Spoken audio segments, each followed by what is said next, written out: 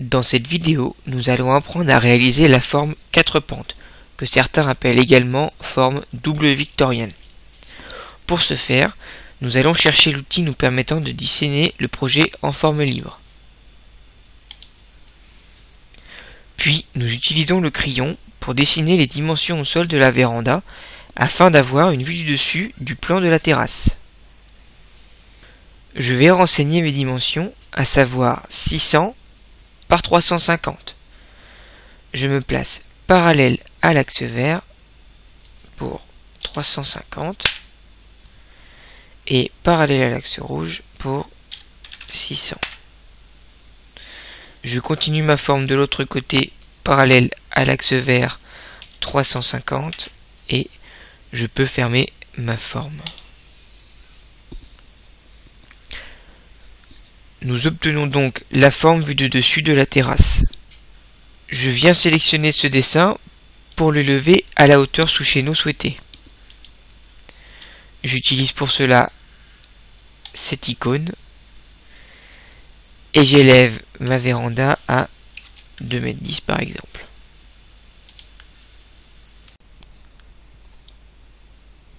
Une fois ma véranda élevée à ma hauteur sous chéneau souhaitée, l'étape suivante va être de réaliser la toiture de cette véranda.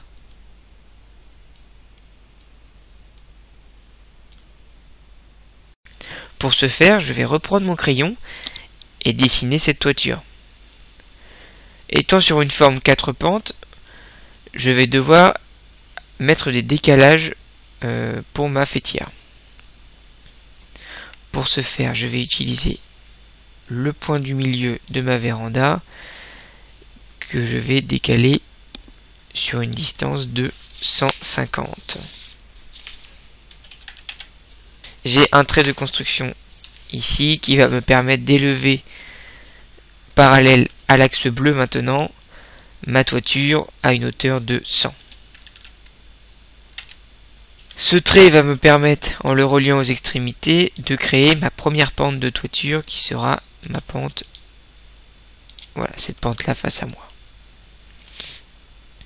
Une fois cette pente créée, je peux maintenant supprimer mes traits de construction puisqu'ils ne me serviront plus et ils me seront gênants par la suite.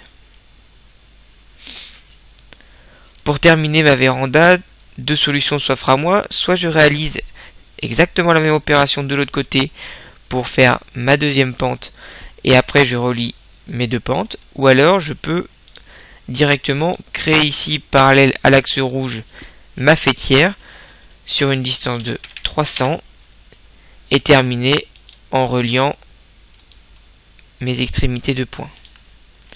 Voilà. Ma véranda est donc terminée. La toiture terminée, je vais maintenant définir les 3 derniers éléments indispensables pour la construction de la structure, à savoir la faîtière, le chéneau et le mur d'appui. Pour ce faire, je sélectionne les arêtes du dessin qui correspondent à la faîtière tout d'abord, et je clique ensuite sur l'icône correspondant à l'ajout de faîtière, se trouvant ici. Mon axe devient rouge, ma faîtière est définie.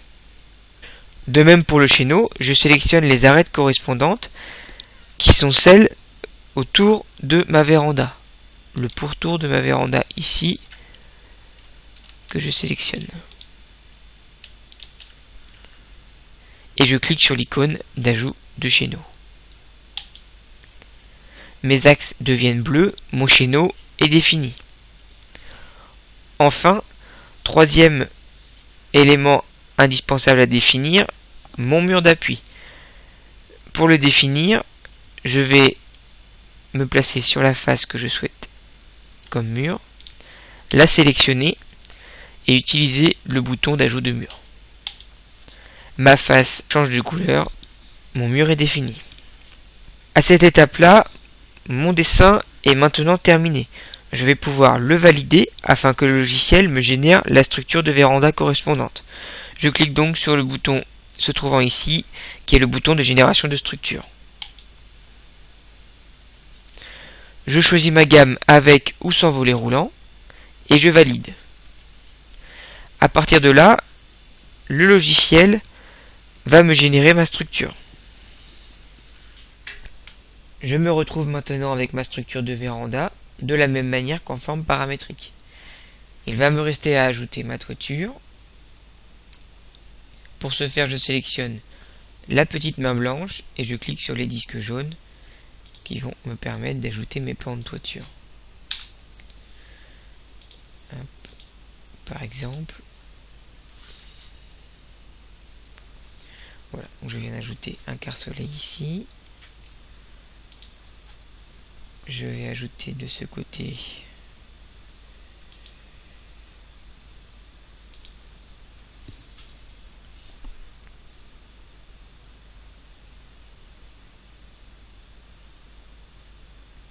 une toiture en un panneau comme ceci. De l'autre côté identique.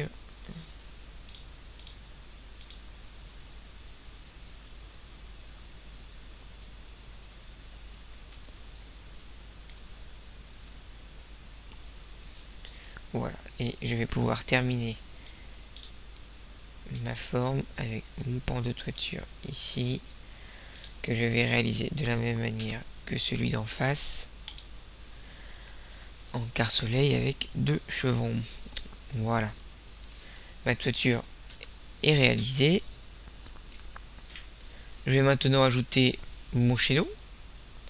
Donc pour ajouter mon chéneau, je sélectionne toute ma véranda et j'utilise le bouton ici d'afficher la corniche. Je choisis la corniche que je souhaite voir afficher et je valide. Ma corniche est maintenant ajoutée. Il me reste à vous montrer comment ajouter un ouvrant. Donc pour ajouter un ouvrant, je sélectionne le poteau de gauche de là où je souhaite ajouter mon ouvrant et je vais ajouter par exemple un coulissant. Un coulissant en 3 vantaux et je valide. La petite différence par rapport à la forme paramétrique, c'est qu'ici il va falloir étirer un petit peu notre châssis pour qu'il vienne se toucher au poteau de droite. Pour ce faire, donc, mon châssis étant sélectionné, je vais utiliser l'outil échelle qui va me permettre d'étirer mon châssis jusqu'à mon poteau.